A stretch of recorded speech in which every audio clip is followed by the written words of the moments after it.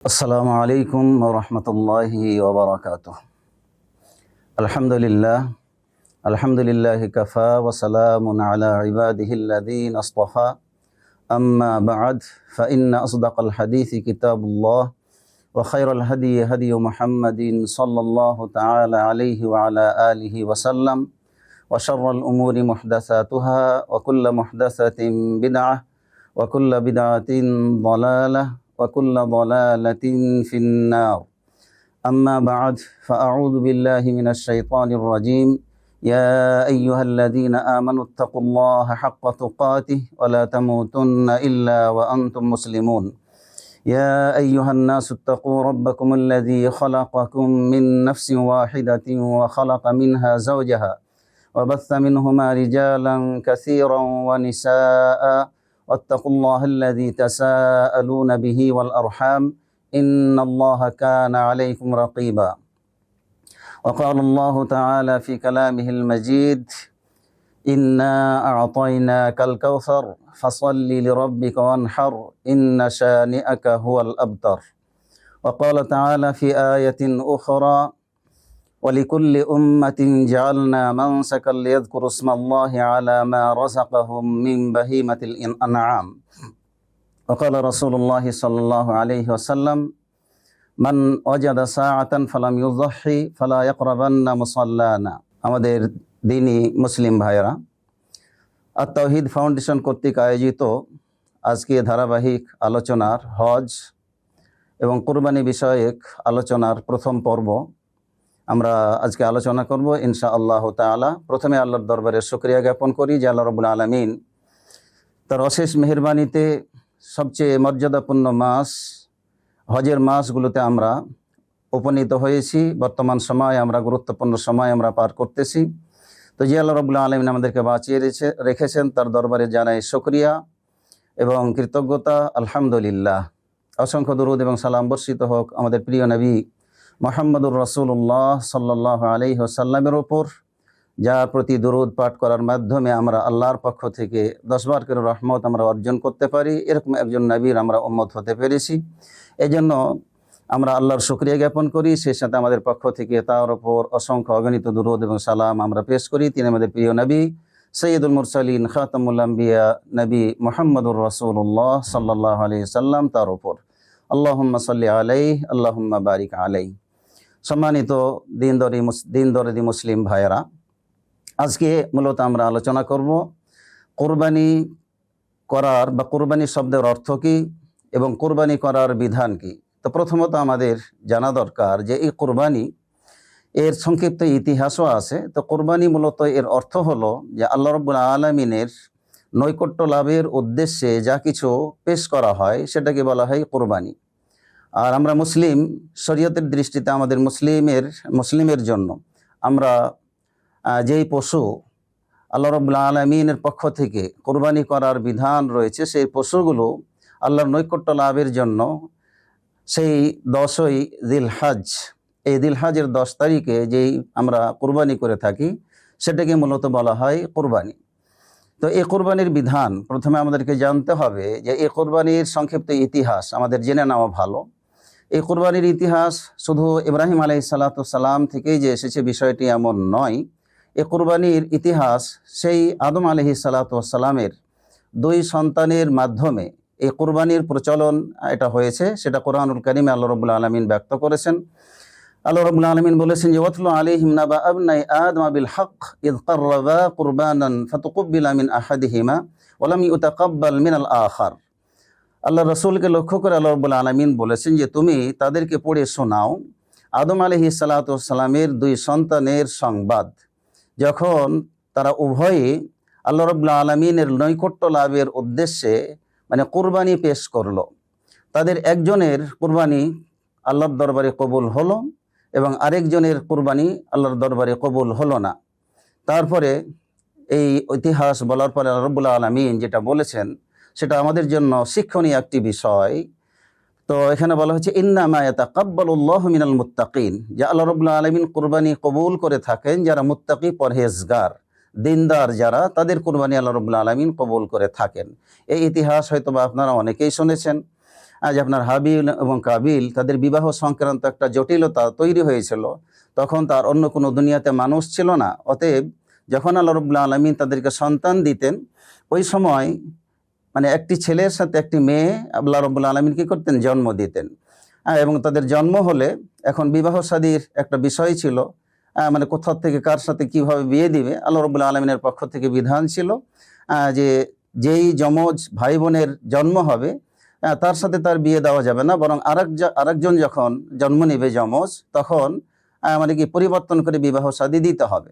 তা আদম আলাইহিস সালাতু ওয়াস সালাম এই বিবাহ বিষয় নিয়ে যখন সন্তানের মাঝে দ্বন্দ্ব দেখা দিল, যে মানে কে কার সাথে বিয়ে হবে, তো একজনের সাথে বিয়ে হওয়ার যে কথাবার্তা ছিল, যিনি হলেন কি কাবিল। তো কাবিলের সাথে যার জন্ম হয়েছিল সেই বোনটি ছিল পরমা সুন্দরী, আর হাবিলের সাথে যে বোনটির জন্ম হয়েছিল সেটি ছিল দেখতে মোটামুটি তার চেয়ে কি সুন্দরীর দিক থেকে একটু মানে কি কম। তো এটা মানে সে রাজি হলো না, মানে কাবিল রাজি হলো না যে না, আমার সাথে যেই বোন হয়েছে তার সাথে আমার বিবাহ দিতে হবে। আদম আলাইহিস সালাতু ওয়াস সালাম দেখলেন যে এটা সমাধান যদি করতে হয় তাহলে কি করতে হবে, মানে কুরবানির একটা প্রচলন মানে করলেন যে ঠিক আছে, তাহলে তোমরা উভয় আল্লাহ রাব্বুল আলামিনের কাছে কিছু কুরবানি পেশ করো, এর মাধ্যমে ফয়সালা হবে যে কার সাথে কার বিয়ে হবে। তো দুইজনই কুরবানি পেশ করলেন। করার পরে আপনার হাবিলের কুরবানি আল্লাহর দরবারে কবুল হলো, আর কাবিলের কুরবানি আল্লাহর দরবারে কবুল হলো না। তখন কুরবানি কবুল হওয়ার একটা আলামত ছিল যে আসমান থেকে আগুন এসে মানে কুরবানি দেওয়ার পরে সেটা রেখে দেওয়া হতো পাহাড়ে, আসমান থেকে আগুন এসে সেই কুরবানি কি মানে জ্বালিয়ে দিত। তো যার কুরবানি জ্বালিয়ে দিত এটা ধরে নেওয়া হতো যে তার কুরবানি আল্লাহর দরবারে কবুল হয়েছে, আর যার কুরবানি আল্লাহর দরবারে কবুল হতো না সেটা ওইভাবে কি থেকে যেত। তো এই যে কুরবানির ইতিহাস, মানে কিছু নৈকট্য পেশ করা, আল্লাহর কাছে কোনো কিছু দিয়ে সেটা পরীক্ষা করা, এটা আল্লাহ রাব্বুল আলামিনের পক্ষ থেকে কি আদম আলাইহিস সালাতু ওয়াস সালামের সন্তানদের মাধ্যমে কি এটা ইতিহাস আপনার হয়েছে। তাহলে এই ছোট্ট ইতিহাস আমরা অবগত হলাম। সম্মানিত দর্শক শ্রোতা, দ্বিতীয় কোরবানির ইতিহাস হচ্ছে, আমরা সবাই জানি প্রসিদ্ধ ইতিহাস, আল্লাহ রাব্বুল আলামিন কোরআনুল কারীমের সূরা সাফফাতে ইব্রাহিম আলাইহিস সালাতু ওয়াস সালামের ঘটনাটি ব্যক্ত করেছেন। ইব্রাহিম আলাইহিস সালাতু ওয়াস সালাম স্বপ্নে দেখলেন যে তিনি তার সন্তানকে আপনার কি জবাই করতেছেন। আল্লাহ রাব্বুল আলামিনের কাছে সেই বার্ধক্য বয়সে সন্তান চেয়েছিলেন, দোয়া করেছিলেন যে রব্বি হাবলি মিনাস সালিহিন, যে হে আমার রব, আপনি আমাকে সৎ সন্তান, নেক সন্তান আপনি দান করুন। এই কথা আল্লাহ রাব্বুল আলামিনের কাছে তুলে ধরলেন যে রব্বি হাবলি মিনাস সালিহিন ফাবাশশারনাহু বিগুলামিন হালিম। আল্লাহ রাব্বুল আলামিন ঘোষণা দিলেন যে আমি শুভ সংবাদ দিচ্ছি ধৈর্যশীল একজন সন্তানের, আমি তোমাকে শুভ সংবাদ কি দান করলাম, ফাবাশশারনাহু বিগুলামিন হালিম। তারপরে আল্লাহ রাব্বুল আলামিন বার্ধক্য বয়সে সন্তান লাভ করার পরে আস্তে আস্তে যখন সে মোটামুটি মানে চলাফেরার মতো বয়সে তিনি যখন উপনীত হলেন, আল্লাহ রাব্বুল আলামিন তাকে স্বপ্নে দেখালেন, এবং সেটা বলা হচ্ছে ফাবাশশারনাহু বিগুলামিন হালিম ফালাম্মা বালাগা মাআহু সায়া ক্বালা ইয়া বুনাইয়া ইন্নী আরা ফিল মানাম, যে হে আমার ছেলে, আমি স্বপ্নে দেখলাম যে আন্নী আযবাহুক, আমি তোমাকে জবাই করতেছি, ফানজুর মাযা তারা, তোমার কি অভিমত তুমি আমাকে বলো। ক্বালা ইয়া আবাতি ফাআল মা তু'মার সাতাজিদুনি ইনশাআল্লাহু মিনাস সাবিরিন। তো তার ছেলে ইসমাঈল আলাইহিস সালাতু ওয়াস সালাম তিনি বললেন যে হে আমার পিতা, আপনাকে যা আদেশ করা হয়েছে, স্বপ্নযোগে আপনি যা দেখেছেন, আপনি সেটা কি করেন, আপনি সেটাই আপনার পালন করুন, বাস্তবায়ন করুন। সাতাজিদুনি ইনশাআল্লাহু মিনাস সাবিরিন, আপনি আমাকে ধৈর্যশীলের অন্তর্ভুক্ত পাবেন। এই কথা ইব্রাহিম আলাইহিস সালাতু ওয়াস সালাম তার সন্তানের জবাব পাওয়ার পরে তাকে নিয়ে গেলেন সেই মিনার মাঠে, এবং মিনার মাঠে নিয়ে যাওয়া প্রাককালে তিনটি জায়গায় মানে শয়তানের পক্ষ থেকে ইব্রাহিম আলাইহিস সালাতু ওয়াস সালামকে ধোঁকা দেওয়া হলো, এবং শয়তান ইসমাঈল আলাইহিস সালাতু ওয়াস সালামকে বলল যে তুমি কি জানো তোমার বাবা তোমাকে কোথায় নিয়ে যাচ্ছে। তখন শয়তানের পক্ষ থেকে বলা হলো যে তোমার বাবা তোমাকে কুরবানি করার জন্য কি নিয়ে যাচ্ছে। এটা ইব্রাহিম আলাইহিস সালাতু ওয়াস সালাম বুঝতে পারার পরে তিনি 7টি পাথর নিয়ে সেই জায়গাতে শয়তানকে লক্ষ্য করে কি করলেন, নিক্ষেপ করলেন। তো এই নিক্ষেপ করার ফলে শয়তান সেখান থেকে দূর হয়ে গেল, এবং আল্লাহ রাব্বুল আলামিন ইব্রাহিম আলাইহিস সালাতু ওয়াস সালামের এই কাজটিকে এত পছন্দ করলেন যে সেই কাজটি কিয়ামত পর্যন্ত যত হাজী সাহেব হজ করার জন্য যাবেন, তো প্রথম যে জামরাত, প্রথম জায়গায় যেখানে ধোঁকা দেওয়া হয়েছিল, সেটাকে বলা হয় আল জামরাহ আল কুবরা, আল জামরাতুল কুবরা, বড় জামারাত। প্রথম যে জায়গায় কি ধোঁকা দেওয়া হয়েছিল, তো ইব্রাহিম আলাইহিস সালাতু ওয়াস সালামের এই কাজ পছন্দ করে আল্লাহ রাব্বুল আলামিন সেটা হাজিদের জন্য সিলেবাস করে দিয়েছেন। কিয়ামত পর্যন্ত যত হাজি সাহেব যাবেন, 10 তারিখে সেই প্রথম জামরাতকে 7টি পাথর নিক্ষেপ করা, এটা হাজিদের জন্য কি আল্লাহ তাআলা আবশ্যক করে দিয়েছেন। তাইলে স্মৃতি ধরে রাখার জন্য আল্লাহ রাব্বুল আলামিন সেটাকে আমাদের জন্য কি করেছেন, হাজিদের জন্য সিলেবাস করে দিয়েছেন। তারপরে দ্বিতীয় জায়গায়, যেটাকে জামরাতুল উসতা বলা হয়, মধ্যম জামারাত, সেখানে গিয়েও কিছু দূর সামনে অগ্রসর হয়ে সেখানেও ধোঁকা দেওয়া হলো। তারপরে সেটাও বুঝতে পেরে ইব্রাহিম আলাইহিস সালাতু ওয়াস সালাম সেখানেও 7টি কঙ্কর নিক্ষেপ করলেন। এরপরে আরেকটু সামনে অগ্রসর হলেন, সেখানেও ইব্রাহিম আলাইহিস সালাতু ওয়াস সালাম এবং ইসমাইল আলাইহিস সালাতু ওয়াস সালামকে ধোঁকা দেওয়ার এবং বোঝানোর চেষ্টা করা হলো।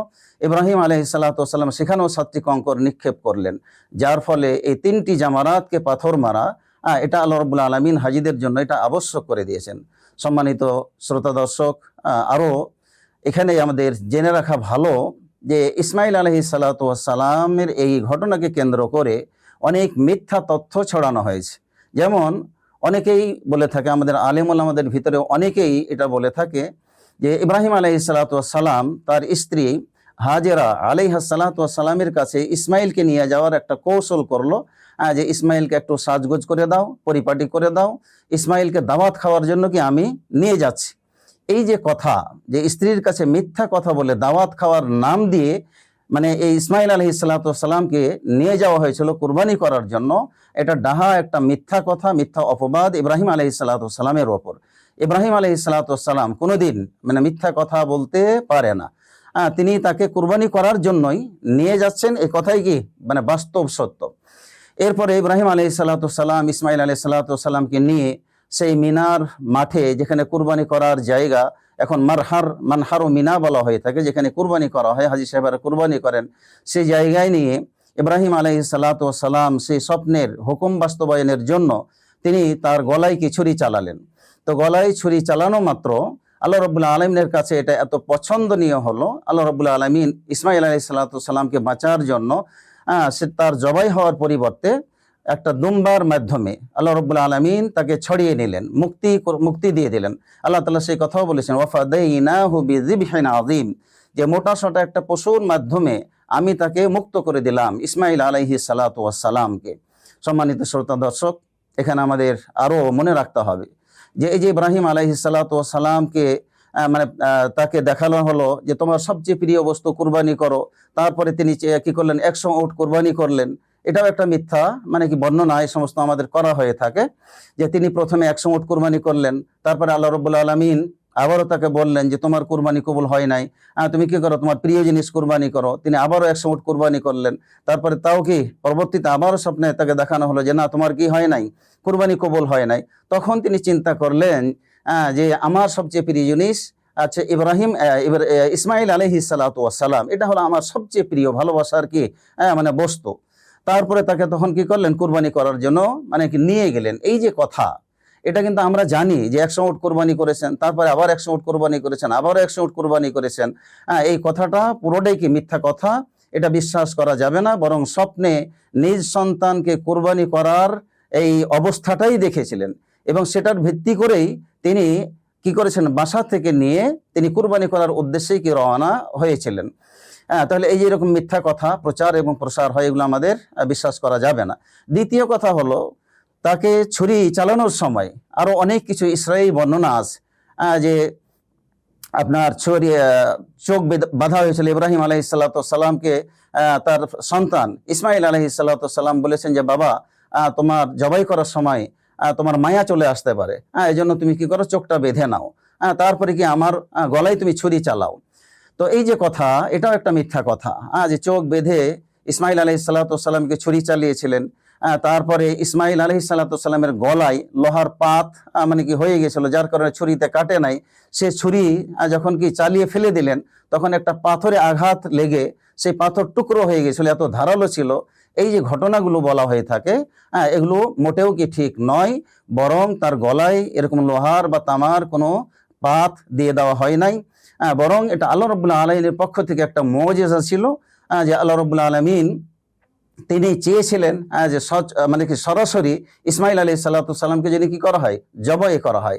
তাই ইব্রাহিম আলাইহিস সালাতু সালাম তিনি তার নিজ সন্তানের গলায় ছুরি চালালেন এবং আল্লাহ রাব্বুল আলামিনের পক্ষ থেকে আপনার কি সেই দুম্বার মাধ্যমে তাকে আল্লাহ রাব্বুল আলামিনকে মুক্ত করে দিলেন এবং ঘোষণা দিলেন আল্লাহ যে ওয়া তারাকনা আলাইহি ফিল আখিরিন, যে আমি এটা পরবর্তী লোকদের জন্য কি এটা চালু করে দিলাম, এই কুরবানি আমাদের কি করতে হবে।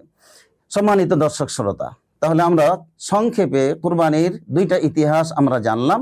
আর সেখান থেকেই কুরবানি করার যে প্রচলন, যেহেতু আমরা ইব্রাহিম আলাইহিস সালাতু সালামের বংশধর, ইসমাইল আলাইহিস সালাতু সালামের বংশ থেকে কি আমাদের নবী মুহাম্মদুর রাসূলুল্লাহ সাল্লাল্লাহু আলাইহি সাল্লামের আবির্ভাব এবং তার মানে কি ওই পরিবার থেকে আসা, তো যার ফলে এই কুরবানিকে আল্লাহ রাব্বুল আলামিন কিয়ামত পর্যন্ত মুসলিমদের জন্য এই নিয়ম আল্লাহ রাব্বুল আলামিন কি করেছেন, এটা ইবাদত হিসাবে আমাদেরকে কুরবানি করার কি হুকুম দিয়েছেন। তো সেই কুরবানি করার হুকুম সম্পর্কে আমরা কিছু ধারণা দিতে চাই, যে এই কুরবানি করা, এই যে কুরবানির বিধান, ইসমাইল আলাইহিস সালাতু সালামকে জবাই করার মাধ্যমে যে দুম্বা মানে কি হলো, জবাই হলো, আর সেটাকে আল্লাহ রাব্বুল আলামিন আমাদের জন্য বিধান করে দিলেন। তো কিয়ামত পর্যন্ত আমরা যারা মুসলিম, আমরা যারা নবী মুহাম্মদুর রাসূলুল্লাহ সাল্লাল্লাহু আলাইহি সাল্লামের অনুসারী, আমাদেরকে সেই কুরবানি করে আল্লাহর নৈকট্য লাভ করার আমাদেরকে চেষ্টা চালাতে হবে। সেই হিসাবেই আল্লাহ রাব্বুল আলামিন সূরাতুল কাউসারে বলেছেন যে ফাসাল্লি লিরাব্বিকা ওয়ানহার, যে হে নবী তুমি তোমার রবের জন্য সালাত আদায় করো এবং কুরবানি করো। তাহলে এই যে সালাত, এখানে আমাদের মনে রাখতে হবে যে কুরবানির আগে আমাদের গুরুত্বপূর্ণ বিষয় হলো সালাত আদায় করা। তো সালাত আদায় না করে কেউ যদি কুরবানি করে, অর্থাৎ বেনামাজি যদি কুরবানি করে, তাহলে তার কুরবানি আল্লাহর দরবারে কবুল হবে না, এটা আমাদের মনে রাখতে হবে। এবং আদমের ইতিহাস থেকেও সেখানেও জানা যায় যে মুত্তাকি ছাড়া আল্লাহ রাব্বুল আলামিন কুরবানি কবুল করবেন না। তো এখানেও সালাত আদায় করার কথা আল্লাহ তাআলা নির্দেশ দিয়েছেন, আর কুরবানি করার কথা কি নির্দেশ আল্লাহ রাব্বুল আলামিনকে আমাদের রাসূলকে দিয়েছেন। তাই আল্লাহ রাসূল সাল্লাল্লাহু আলাইহি ওয়াসাল্লাম নিজে কুরবানি করেছেন, যতদিন তিনি বেঁচে ছিলেন কুরবানি তিনি করেছেন, এবং অন্যান্য সাহাবায়ে কেরাম রাদিয়াল্লাহু তাআলা আনহুম তারাও কি করেছেন, কুরবানি করেছেন। আরেকটি আয়াতে আল্লাহ রাব্বুল আলামিন বলছেন যে এই কুরবানি শুধু উম্মতে মুহাম্মাদের জন্য নয়, যেমন আল্লাহ তাআলা সূরা হজ্জে বলেছেন যে ওয়ালিকুল্লি উম্মাতিন জাআলনা মানসাকাল লিয়াযকুরু ইসমাল্লাহি আলা মা রাযাকাহুম মিন বাহিমাতিল আনআম, যে প্রত্যেক জাতির জন্য, প্রত্যেক উম্মতের জন্য আমি কুরবানিকে বিধান করে দিয়েছি, এই কারণে যে আল্লাহ রাব্বুল আলামিন তাদেরকে রিজিক হিসাবে চতুষ্পদ প্রাণী আল্লাহ রাব্বুল আলামিনকে দান করেছেন, খাবারের জন্য আল্লাহ রাব্বুল আলামিন দিয়েছেন। তো সেই সমস্ত প্রাণী থেকেই আল্লাহ রাব্বুল আলামিন কুরবানি করার যে বিধান নিয়ম, এটা আমাদের জন্য কি আল্লাহ রাব্বুল আলামিন দিয়ে দিয়েছেন। অতএব কুরবানির সময়কাল যখন আসবে, ওই সময় আমাদের মুসলিম হিসাবে প্রত্যেকের কুরবানি করা উচিত। তো এই কুরবানির হুকুমের ব্যাপারে উলামা ইকরামদের মধ্যে দুটি মত আমরা দেখতে পাই। একটি মত হচ্ছে যে কুরবানি করা এটা হলো ওয়াজিব। দুইটা মত। এক নম্বর মত হলো যে কুরবানি করা হলো ওয়াজিব, এবং এই ওয়াজিবের দলিল হিসাবে যারা ওয়াজিবের পক্ষে সে সমস্ত উলামা ইকরামরা দুইটা দলিল পেশ করেছেন। একটা দলিল হলো এই যে আল্লাহ তাআলা কোরআনুল কারীমে যে বলেছেন ফাসাল্লি লিরাব্বিকা ওয়ানহার, যে তুমি তোমার রবের জন্য সালাত আদায় করো এবং কুরবানি করো। তো এখানে যেহেতু আদেশ সূচক বাক্য ওয়ানহার, কুরবানি করা, এই শব্দটার উপর ভিত্তি করে উলামা ইকরাম, বিশেষ করে ইমাম আবু হানিফা রাহমাতুল্লাহ আলাইহি এবং তার সাথে আরো অন্যান্যরা, তারা বলেছেন যে কুরবানি করা ওয়াজিব। আর আরেকটি হাদিসে বর্ণিত আছে, আল্লাহ রাসূল সাল্লাল্লাহু আলাইহি সাল্লাম বলেছেন যে মান ওয়াজাদা সাআতান ফালাম ইউযাহি, যে ব্যক্তির সক্ষমতা আছে, তার কুরবানি দেওয়ার মতো অর্থ সামর্থ্য আছে, সে যদি কুরবানি না করে তো ফালা ইয়াকরাবান্না মুসাল্লানা, তাহলে সেই জন্য আমাদের ঈদগাহের ধারে কাছেও না আসে। তো এই হাদিসের আলোকে উলামায়ে কেরামরা বলেছেন যে কুরবানি করা এটা হলো ওয়াজিব। আর ওয়াজিব ওই আমলকেই বলা হয় যেটা করলে নেকি আছে আর ছেড়ে দিলে গুনাহ হবে, সেই কাজটাকে বলা হয় কি ওয়াজিব। তাহলে আমরা তাদের এই দলিলের ভিত্তিতে অবগত হলাম যে কুরবানি করা একদল উলামায়ে কেরামদের নিকটে ওয়াজিব। দ্বিতীয় মত হলো যে কুরবানি করা হলো মুস্তাহাব, কুরবানি করা এটা হলো কি মুস্তাহাব, এবং তারা এই দলিলগুলোর জবাব দিয়েছেন যে ফাসাল্লি লিরাব্বিকা ওয়ানহার, এখানে অর্থ হলো যে তুমি তোমার রবের জন্য নামাজ পড়ো, ওয়ানহার এখানে ওয়ানহার লিরাব্বিক, এবং তোমার রবের জন্য কুরবানি করো। তাহলে এখানে এটা ওয়াজিব বোঝাচ্ছে না, বরং নামাজ যেরকম আল্লাহর জন্য পড়তে হয়, কুরবানিও আল্লাহর জন্য করতে হবে, এটা ওয়াজিব অর্থ প্রকাশ করে না। দ্বিতীয় মতের আলেম ওলামারা তারা বলেছেন যেটা সুন্নাহ এবং গুরুত্বপূর্ণ, সুন্নাতে মুআক্কাদা। তাহলে তারা এই কোরআনের আয়াতের জবাব দিয়েছেন।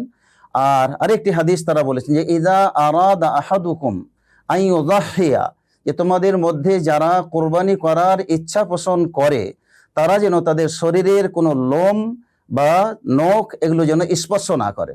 তাহলে এখানে তারা বোঝাতে চেয়েছেন যে এখানে দলিল হলো যে আরাদা মানে যারা ইচ্ছা করে, তাহলে ইচ্ছার এখানে কি আছে, গ্রহণ করার সুযোগ আছে, দেওয়া এবং না দেওয়ার।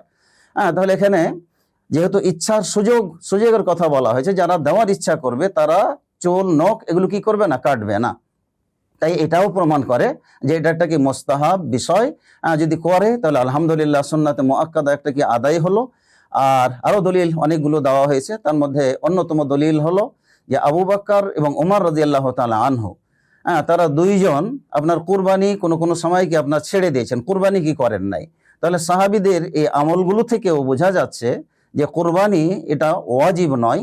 কেন, এটা যদি ওয়াজিব হয় তাহলে অনেকের জন্য মানে এটা কি কষ্ট হয়ে যাবে, কুরবানি করাটা তাদের অসাধ্য হয়ে যাবে।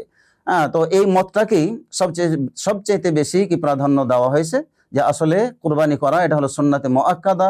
যদি আমরা এই কাজটি আমলটি করতে পারি ইনশাআল্লাহ আল্লাহ রাব্বুল আলামিনের দরবারে আমাদের আমল নামাতে সওয়াব, অসংখ্য সওয়াব আল্লাহ রাব্বুল আলামিনকে আমাদের প্রদান করবেন। সম্মানিত শ্রোতা দর্শক, আরেকটি বিষয় হলো যে আমরা কুরবানি কখন করব, সময়কাল কখন। কুরবানির সময়কাল এটাও আমাদেরকে দেখতে হবে যে কুরবানি যত ভালো নিয়াতি করি, যত ভালো উদ্দেশ্য নিয়ে করি, আমরা যদি ওই সময়ের ভিতরে কুরবানির যে সময়কাল সে সময়ে যদি আমরা কুরবানি না করি তাহলে সেটা কুরবানি হিসাবে গণ্য হবে না। যেমনটি রাসূলুল্লাহ সাল্লাল্লাহু আলাইহি সাল্লাম কুরবানি করার সময়কাল নির্ধারণ করে দিয়েছেন। সেটা কখন আমরা জানি যে জিলহজ মাসের 10 তারিখে, জিলহজ মাসের 10 তারিখে কুরবানি করা এটা হলো কি বিধান। তো 10 তারিখে আমরা কখন কুরবানি করব? রাসূলুল্লাহ সাল্লাল্লাহু আলাইহি সাল্লাম বলেছেন যে প্রথমে আমাদের ঈদুল আযহা, ঈদুল আযহার সালাত আমাদেরকে আদায় করতে হবে। ঈদুল আযহার সালাত আদায় করার পরে এরপরে আমরা যেই পশু বা যেই প্রাণী আমরা কিনে রাখবো কুরবানির জন্য, তাহলে সেই পশুকে আমাদের কি করতে হবে, 10 তারিখ ঈদগাহের সালাত আদায় করে আসার পরে আমাদের কুরবানির পশু জবাই করতে হবে। রাসূলুল্লাহ সাল্লাল্লাহু আলাইহি ওয়াসাল্লাম বলেছেন যে যে ব্যক্তি সালাত আদায় করার পূর্বে, ঈদের সালাত আদায় করার পূর্বে কেউ যদি কি করে, জবাই করে, মান যাবাহা, যে ব্যক্তি জবাই করলো কাবলা সালাতের পূর্বে, ফা ইন্নামা যাবাহা লিনাফসিহি, তাহলে সেই জন্য কি করলো, তার নিজের জন্য ওই পশুটা কি করলো, কুরবানি করলো। আর যে ব্যক্তি মানে সালাত আদায় করার পরে কি করলো, জবাই করলো প্রাণীকে, তাহলে সেই জন্য সঠিক সুন্নাতের অনুসরণ করলো। তাহলে আমরা এই হাদিস থেকে অনুভব করছি, জানতে পারছি যে আসলে সালাত আদায় করার পূর্বেও ঈদের দিন কেউ যদি কুরবানি করে তাহলে সেটা কুরবানি হিসাবে গণ্য হবে না। এটা সাধারণত গোস্ত খাওয়া হবে, সাধারণ গোস্ত হিসাবে সেটা গণ্য হবে, কুরবানি হিসাবে গণ্য হবে না। তাই আমাদের উচিত হবে যে অবশ্যই আগে ঈদের সালাত আদায় করতে হবে, তারপরে ঈদের সালাত আদায় করার পরে ঈদগাহেও কুরবানি করা যেতে পারে, বা ঈদগাহে থেকে এসে আপন আপন এলাকায়, আপন আপন মহল্লায় সেখানেও কি কুরবানির পশু জবাই করা যেতে পারে। তাই এটা হলো মুস্তাহাব সময়, হলো মানে 10 তারিখ ঈদের সালাত আদায় করে আসার পরে, তারপরে আরো 3 দিন কুরবানি করা, সেটাও কি সময়কাল রাসূল সাল্লাম থেকে প্রমাণিত। রাসূলুল্লাহ সাল্লাম ঈদের পরের দিন হচ্ছে 11 তারিখ, অর্থাৎ জিলহজ মাসের 11, 12 এবং 13, এই 3 দিনও আমরা কুরবানি করার সুযোগ আছে, আমরা কুরবানি করতে পারি। রাসূলুল্লাহ সাল্লাল্লাহু আলাইহি সাল্লাম এই দিনগুলোকে নাম দিয়েছেন আইয়ামুত তাশরিক, আইয়ামুত তাশরিক। তাহলে এই তাশরিকের দিনে, তো তাশরিক এই কারণেই বলা হয়ে থাকে যে আসলে সাহাবায়ে কিরাম রাদিয়াল্লাহু তাআলা আনহুম তারা গোশত কুরবানি করার পরে সেই গোশতগুলো রোদরে শুকাতেন, রোদরে শুকিয়ে সেগুলো সংরক্ষণ করে রাখতেন, পরবর্তীতে সেগুলোকে আপনার খেতেন। এই কারণেই আপনার এই দিনগুলোকে বলা হয়েছে আইয়ামুত তাশরিক। সম্মানিত দর্শক শ্রোতা, তাহলে ঈদের পরের আরো 3 দিন কুরবানি করা বৈধ, জায়েজ। কেউ যদি কোনো কারণে ঈদের দিন করতে না পারে বা একাধিক কুরবানি যদি কেউ করতে চায় তাহলে অবশ্যই পরের 3 দিন কুরবানি করা আপনার কি যাবে। এরপরে আরেকটি বিষয়ের উপর আমাদের আলোচনা করা দরকার এবং সেটা জেনে রাখা দরকার, সেটি হলো যে কুরবানির যে পশুগুলো আমরা জবাই করি বা যেই কুরবানি আমরা কুরবানির জন্য মানে কিনি, সেই পশুগুলো কি ধরনের হতে হবে, এগুলো কি আমাদের একটা লক্ষণীয় বিষয়। রাসূলুল্লাহ সাল্লাল্লাহু আলাইহি সাল্লাম কুরবানির পশুর ধরন সম্পর্কে তিনি আলোচনা করেছেন। তিনি হাদিসে আমাদেরকে জানিয়েছেন যে যে কুরবানিগুলো আমরা কুরবানি করব, তো কিছু দোষ থেকে, বিশেষ করে 4 প্রকার দোষ থেকে মানে মুক্ত হতে হবে। 1 নম্বর সেটা হলো যে এমন অন্ধ যার অন্ধত্ব সুস্পষ্ট, আল আওরা বাইয়িনুন আমারুহা, রাসূল সাল্লাল্লাহু আলাইহি হাদিসে বলেছেন যে এমন অন্ধ যে চোখে দেখতে পায় না এবং এই অন্ধত্বটা মানে সুস্পষ্ট, পরিষ্কার, আমরা জানছি, দেখতেই পাচ্ছি যে সেটা কি চোখে দেখে না, তাহলে এরকম পশু হওয়া চলবে না, তাহলে অন্ধ হওয়া চলবে না। এমন ন্যাংরা, ওয়াল আরজা উবাইয়িনুন আরাজুহা, যে এমন ন্যাংরা যে ন্যাংরার কারণে আপনার দেখা যাচ্ছে যে সুস্পষ্ট ন্যাংড়াচ্ছে, খোঁড়াচ্ছে, এরকম পশু কি আপনার কুরবানি দেওয়া যাবে না। ঠিক একইভাবে এমন বয়স হয়ে গেছে যার মানে হাড়ের ভিতরে যে মগজ থাকে সেই মগজ মানে শুকিয়ে গেছে, এরকম কঠিন আপনার কি বয়স্ক পশু দিয়ে কুরবানি দেওয়া রাসূল সাল্লাল্লাহু কি করেছেন, নিষেধ করেছেন। এরপরে আরো রাসূল সাল্লাল্লাহু কি করেছেন, নিষেধ করেছেন যে একটা তো হলো যে বয়স্ক, আর আরেকটা হলো যে দুর্বল, এমন দুর্বল যে ধাক্কা দিতে হতে কি পড়ে যাবে, এত দুর্বল, এরকম দুর্বল পশু দিয়েও কি কুরবানি করা রাসূল সাল্লাল্লাহু কি করেছেন, নিষেধ করেছেন। এই 4টি দোষ হচ্ছে মৌলিক দোষ। তো এই দোষগুলো বা এই ত্রুটিগুলো কোনো পশুর মাঝে যেন না থাকে, সেটা অবশ্যই যারা আমরা কুরবানি দাতা আমাদের সকলকে কি করতে হবে, লক্ষ্য রাখতে হবে যে এই সমস্ত দোষে যেন কোনো দোষী না হয়, এগুলো আমাদেরকে একটু যাচাই বাছাই করে নিতে হবে। তাহলে এই দোষ আর আরো কিছু দোষের কথা রাসূলুল্লাহ সাল্লাল্লাহু আলাইহি ওয়াসাল্লাম বলেছেন, যেরকম কান কাটা যেন কি না হয়, মানে পশুর হয়তো সামনের দিক বা পিছনের দিক কান কাটা আছে, এরকম পশু যেন না হয়, আরো নিখুঁত হতে হবে। এরপরে শিং ভাঙা যেন না হয়, সেদিকেও কি লক্ষ্য রাখতে হবে। তো এরকম আরো কিছু বিষয় রাসূল সাল্লাল্লাহু আলাইহি ওয়াসাল্লাম আমাদেরকে উল্লেখ করেছেন। এগুলো ছোটখাটো বিষয়, যখন আমরা কোনো মানে পশু হয়তো একেবারে নিখুঁত পশু পাচ্ছি না, তখন এই ছোটখাটো দোষ বিশিষ্ট পশুগুলো কুরবানি করা কি আছে, বৈধতা আছে, জায়েজ আছে। সম্মানিত দর্শক শ্রোতা, আমাদের আরেকটু জেনে রাখতে হবে যে কোন কোন প্রাণী দিয়ে কুরবানি করা বৈধ, এটাও আমাদের জানা খুব দরকার। আল্লাহ রাব্বুল আলামিন 8 প্রকার প্রাণীর কথা কুরআনুল কারীমে বলেছেন যে সামানিয়াতা আজওয়াজিম মিনাল যানি ইসনাইনি ওয়া মিনাল মা'আজি ইসনাইনি ওয়া মিনাল বাকারি ইসনাইন, যে এই 8 প্রকারের ভিতরে প্রথম প্রকার হলো উট, নারী এবং পুরুষ। পুরুষ উট দিয়েও কুরবানি করা বৈধ এবং নারী উট দিয়েও কুরবানি করা বৈধ। দ্বিতীয় প্রাণী হলো গরু। এই গরুর ভিতরে আমরা ষাঁড় বা বলদ সেটা দিয়ে আমরা কুরবানি করতে পারি, এবং গাভী বা বকনা গরু এগুলো দিয়ে কি আমরা কুরবানি করতে পারি, এটা কি আছে, জায়েজ আছে। এরপরে তৃতীয় প্রকার হলো ছাগল। ছাগলও নারী এবং পুরুষ, সেটা পুরুষ ছাগল হোক অথবা নারী ছাগল হোক, সেটাও দিয়ে কি কুরবানি আপনার করা বৈধতা রয়েছে। আল্লাহ রাব্বুল আলামিন এই আয়াতটিতে পরিষ্কারভাবে জানিয়ে দিয়েছেন। আর চতুর্থ নাম্বার হলো আপনার ভেড়া বা দুম্বা, যেটা এই ভেড়া এবং দুম্বার ভিতরেও নারী এবং পুরুষ এই আমরা যেটাই যার সাধ্যে কুলাবে সেটা দিয়ে আমরা কি কুরবানি করতে পারি। এই 8 প্রকার প্রাণী দিয়ে কুরবানি করা জায়েজ, এর বাইরে অন্য কোনো প্রাণী দিয়ে কুরবানি করা জায়েজ নয়, যদিও সেটা খাওয়া বৈধ। যেমন উদাহরণ হিসাবে আমরা বলতে পারি যে হরিণ, এটা খাওয়া আমাদের জন্য কি বৈধতা আছে। আল্লাহ রাব্বুল আলামিন হরিণ খাওয়া আমাদের জন্য হালাল করেছেন। এখন কেউ যদি মনে করে যে আমার আল্লাহ তাআলা অনেক টাকা পয়সা দিয়েছে, আমি হরিণ দিয়ে কুরবানি করব, তাহলে সেই কুরবানি আপনার কি হবে না। কেন? যে হরিণ দিয়ে নবী মুহাম্মদুর রাসূলুল্লাহ সাল্লাল্লাহু আলাইহি ওয়াসাল্লাম এবং কোনো সাহাবী কুরবানি করেননি। অতএব আমি এবং আপনি যেই হই না কেন, যদি হরিণ দিয়ে কুরবানি করি তাহলে সেই কুরবানি আল্লাহর দরবারে কবুল হবে না। ঠিক একইভাবে ঘোড়া খাওয়া হালাল।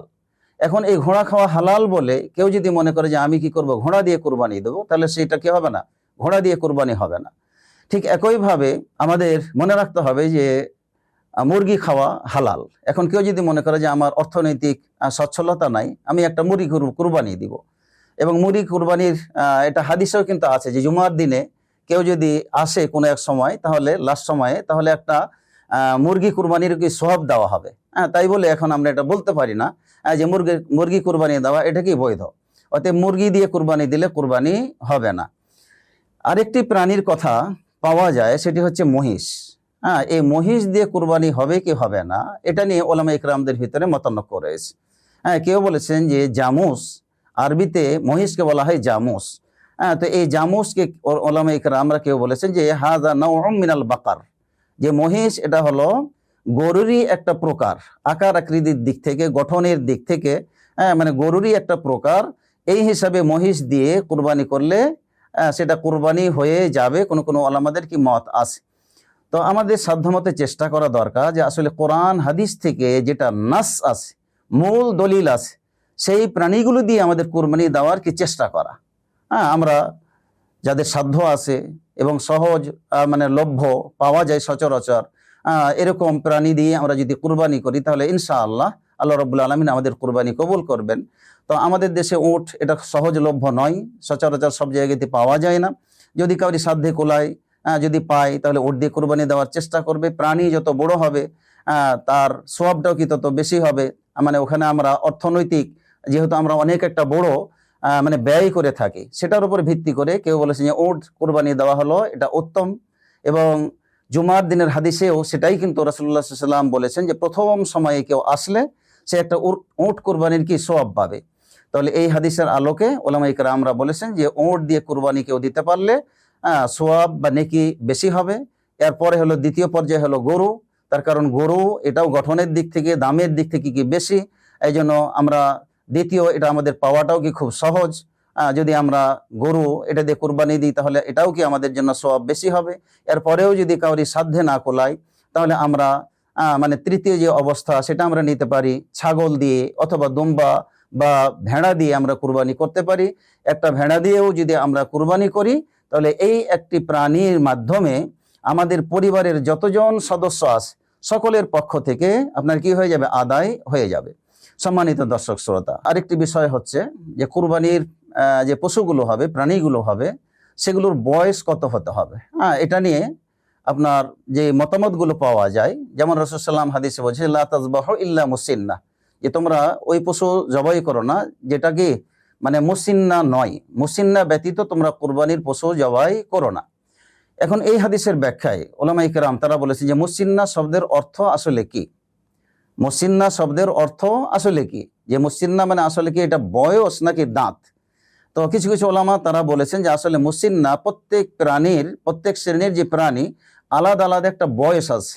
তো যারা বয়স হিসাবে নিয়েছেন যে মুসিন্না হলো মানে একটা বয়স, একটা পর্যায়ে পরিণত বয়সে উপনীত হওয়া। তো উট যদি হয় তাহলে সেটার বয়স হতে হবে যেটার বয়স কি হয়ে গেছে, 5 বছর পূর্ণ হয়ে গেছে। 5 বছর পূর্ণ হয়ে গেছে সেটাকে বলা হয় কি উটের মানে মুসিন্না। আর গরুর ক্ষেত্রে মানে যেই গরুর বয়স 2 বছর পূর্ণ হয়ে তৃতীয় বছরে পড়েছে সেটা হলো কি আপনার গরুর বয়স, যে সেটা 2 বছর পূর্ণ হতে হবে। 2 বছর পূর্ণ হলে সেটা কুরবানির কি যোগ্য। আর 2 বছর যদি পূর্ণ না হয় তাহলে সেটা কুরবানির কি যোগ্য হবে না। আর ছাগলের ক্ষেত্রে ওলামা ইকরাম তারা বলেছেন যে ছাগলের বয়স 1 বছর পূর্ণ হতে হবে। 1 বছর পূর্ণ হয়ে দ্বিতীয় বছর যেটা মানে কি পদার্পণ করেছে সেটা হলো কি ছাগল বা ভেড়ার কি আপনার বয়স। তো যদি কেউ মুসিন্না মানে এটা এরকম পশু যদি না পায়, অর্থাৎ 5 বছরের উট পাচ্ছে না, বা 2 বছরের গরু পাচ্ছে না, অথবা হয়তো 1 বছরের ছাগল পাচ্ছে না, তো তার চেয়ে কম বয়স যদি হয় তাহলে সেটার কুরবানি হবে কি হবে না, এটা নিয়ে ওলামা ইকরামদের ভিতরে মতানৈক্য রয়েছে। কেউ কেউ বলেছেন যে ছাগল যদি হয়, সেটা যদি হৃষ্টপুষ্ট হয় তাহলে 6 মাসের ছাগল দিয়েও কি করা যাবে, কুরবানি যদি কেউ দেয় তাহলে সেটা যথেষ্ট হয়ে যাবে। তাহলে আমরা আজকের আলোচনা থেকে যেটা অনুভব করলাম, জানতে পারলাম, সেটি হচ্ছে যে কুরবানির পশুর বয়সগুলো উটের জন্য 5 বছর, গরুর জন্য আপনার 2 বছর, আর ছাগলের জন্য 1 বছর পূর্ণ হওয়া, এটা হলো কি কুরবানির জন্য শর্ত। দ্বিতীয় মত যেটা হচ্ছে যে এখানে হলো দাঁত, মানে দাঁত হতে হবে, যেটা দুধালো দাঁত, অর্থাৎ প্রাণীর যে আপনার কি জন্ম হয় তাদের কিন্তু দাঁত থাকে, মানে ওই দাঁত যখন ওঠে তখন সেই দাঁতগুলো ঝরে যাওয়ার পরে যখন আবার নতুন করে দাঁত গজাবে তখন সেই পশুকে বলা হয় কি মুসিন্না। তো এবং আহলে হাদিস ওলামা ইকরামদের ফতোয়া হলো যে সেটা উট হোক, গরু হোক, ছাগল হোক, নতুন দাঁত গজিয়েছে কিনা সেটা দেখে নিতে হবে। হাদিস থেকে আমরা এই 2টা মতকে আমরা পাই, যে মুসিন্নার 2টা মত বর্ণনা করা হয়েছে। একটা হলো যে বয়স নির্ধারণ করে দেওয়া, আর আরেকটা হলো কি আপনার দুধ দাঁত পড়ে গিয়ে যখন নতুন ভাবে দাঁত গজাবে সেটা। তো সম্মানিত দর্শক শ্রোতা, আমরা মানে কুরবানির পশুগুলোর বা প্রাণীগুলোর বয়স সম্পর্কে অবগত হলাম। এখন আমাদের যেটা জানার বিষয় যে এই কুরবানি দেওয়ার যে দায়িত্ব, এই দায়িত্ব কার উপর বর্তাবে। তো একটা পরিবারে যিনি দায়িত্বশীল থাকেন, পরিবারের যিনি মালিক, তো পরিবারের মালিকের ওপরে কুরবানি দেওয়ার দায়িত্ব। তো একটা ফ্যামিলির পক্ষ থেকে একজন আপনার কি যদি কি করে একটা পশু আল্লাহ রাব্বুল আলামিনের দরবারে আপনার জবাই করে বা কুরবানি করে, তাহলে পরিবারে যতজন সদস্য আছে সকলের পক্ষ থেকে আপনার কি কুরবানি আদায় হয়ে যাবে এবং সবাইকে আল্লাহ রাব্বুল আলামিন কি করবেন, নেকি প্রদান করবেন। তো কুরবানির মূল দায়িত্ব পালন করবে ফ্যামিলির যিনি দায়িত্বশীল, তার উপর এটা কি বর্তাবে। এখন কেউ যদি তার ছেলে সন্তান বা পরিবারের অন্য কোনো সদস্য আপনার কুরবানি দিতে চায়, তাহলে সেটা তারা দিতে পারে, কিন্তু মূল দায়িত্ব হচ্ছে ফ্যামিলির যিনি দায়িত্বশীল, তিনি হচ্ছেন কি মূল আপনার কি কুরবানির দাতা হবে। তিনি কুরবানির পশু ক্রয় করবেন বা অর্থের কি যোগান দিবেন। আর যদি তিনি সক্ষম না হন, একটা পরিবারের দায়িত্ব হতো বাবা থাকলে বাবার, বা বাবার অবর্তমানে হয়তোবা আমার বড় ভাই থাকলে বড় ভাইয়ের, বা বড় ভাই যদি না থাকে তাহলে তাদের অবর্তমানে হয়তো আরো কোনো সন্তান যদি থেকে থাকে তাহলে তাদের তো অর্থনৈতিকভাবে কেউ সহযোগিতা যদি করে আর কুরবানি কিনে যদি আপনার কুরবানি দেওয়া হয়, তাহলে কুরবানির যে সুন্নাহ, সে সুন্নাহ কি হয়ে যাবে, আদায় হয়ে যাবে। সম্মানিত দর্শক শ্রোতা, দূরের এবং কাছের, আলহামদুলিল্লাহ আমরা এতক্ষণ পর্যন্ত কুরবানির সংক্ষিপ্ত ইতিহাস এবং হুকুম এবং যে সমস্ত পশু দিয়ে কুরবানি করা জায়েজ বা বৈধতা, সে বিষয় নিয়ে আমরা আলোচনা করলাম। কুরবানির পশুর বয়স নিয়ে আলোচনা করলাম, কুরবানি কারা করবেন সে বিষয় নিয়ে আমরা কি আলোচনা করলাম, এবং এই কুরবানি যে হুকুম, গুরুত্বপূর্ণ একটি যে সুন্নাহ, সে বিষয় নিয়ে আমরা আলোচনা করলাম। তো আলহামদুলিল্লাহ এতক্ষণ পর্যন্ত যা কিছু আলোচনা করলাম, এই আলোচনা থেকে যেন আমরা কুরবানির শিক্ষা এবং সঠিক ইতিহাস আমরা অবগত হয়ে আমরা যেন যথাযথভাবে কুরবানি করার চেষ্টা করি। আল্লাহ রাব্বুল আলামিন যেন আমাদেরকে সামনের কুরবানি যে আসতেছে সেই কুরবানি করে আল্লাহর নৈকট্য লাভ করার জন্য আল্লাহ রাব্বুল আলামিন তৌফিক দান করেন। সকল আল্লাহুম্মা আমিন। আর ধন্যবাদ জানাই আত-তাওহীদ ফাউন্ডেশনকে, তারা যে বিষয়ভিত্তিক যে আলোচনা করার ব্যবস্থা গ্রহণ করেছেন, এই ব্যবস্থার জন্য আমরা আন্তরিকভাবে তাদেরকে ধন্যবাদ জানাই, যে এরকম আলোচনা যেন আরও ব্যাপকভাবে তারা করতে পারে, এবং তাদের জন্য আমরা আন্তরিকভাবে সকলেই দোয়া করি যে তাদের এই আলোচনার মাধ্যমে আমরা দেশ এবং জাতি যেন উপকৃত হতে পারি। আল্লাহ রাব্বুল আলামিন তাদেরকে উত্তম জাযায়ে খায়ের দান করেন, এবং সকলের কাছে দোয়া চাই যে তাওহীদ ফাউন্ডেশন যেন এরকম আরও ভালো ভালো প্ল্যান এবং প্রোগ্রাম তারা পরিচালনা করতে পারে, এবং আমরা যেন এই আলোচনার মাধ্যমে আমাদের নানান আমলের ব্যাপারে যেন আমরা অবগত হতে পারি, এবং আমরা আমাদের আমলকে যেন শুধরাতে পারি, সেই তৌফিক যেন আল্লাহ রাব্বুল আলামিন দান করেন। সকল আল্লাহুম্মা আমিন। আল্লাহ রাব্বুল আলামিন আমাদের সবাইকে মুসলিম হিসাবে কবুল করুন, খাঁটি দিন জানার জন্য আল্লাহ রাব্বুল আলামিন তৌফিক দান করেন, এবং যে সমস্ত ভুল তথ্য আমাদের দেশে মাসলা মাসাইলগত প্রচলন আছে, যেগুলো আমরা জেনে আসছি বা যেগুলো আমরা জানি, সেই ভুলগুলো আল্লাহ রাব্বুল আলামিন শুধরে নেওয়ার জন্য আমাদেরকে তৌফিক দান করেন। সকল আল্লাহুম্মা আমিন। এবং পরিশেষে আন্তরিক ধন্যবাদ দিয়ে আজকের প্রোগ্রাম আমরা এখানে শেষ করছি। সকলে ভালো থাকুন। আসসালামু আলাইকুম ওয়া রাহমাতুল্লাহি ওয়া বারাকাতুহু।